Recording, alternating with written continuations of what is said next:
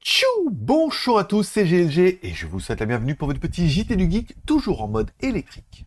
Aujourd'hui, nous explorons comment la Xiaomi SU7, une berline électrique de luxe chinoise, est produite à une vitesse incroyable de 76 secondes par unité grâce à des innovations de fabrication avancées. Car oui, Xiaomi a mis en œuvre des techniques de production uniques en combinant le giga-moulage et l'estampage, devenant ainsi la seule compagnie automobile domestique, encore une fois, le mot est important, à maîtriser ces deux technologies. Car oui, le processus de giga-moulage, souvent associé à Tesla, permet de remplacer plusieurs composants assemblés par une seule pièce moulée, réduisant ainsi l'espace nécessaire en usine et augmentant la rigidité du véhicule pour une meilleure sécurité. La machine 9100T, qui couvre une superficie de 2 terrains de basketball, est au cœur de cette opération.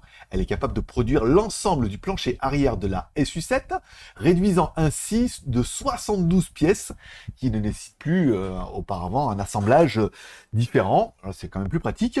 Et enfin, elle permet également le soudage en une seule partie moulée. Cela signifie également 840 points de soudure en moins et une réduction de 40% du temps de production, tandis que la pièce finale est 17% plus légère et donc réduit le coût routier de 2 décibels. Bon, je vous rappelle, en termes de performance, la Xiaomi SU7, malgré ses erreurs de jeunesse, je vous rappelle, c'est la première voiture du fabricant, donc forcément, c'est pas tout parfait, on a vu ça dans une dernière vidéo, avec sa structure légère et rigide, peut accélérer de 0 à 100 en 3 secondes 5, on va me dire, mais il peut pas freiner, grâce à ces moteurs électriques qui combinent une puissance impressionnante de 475 kW.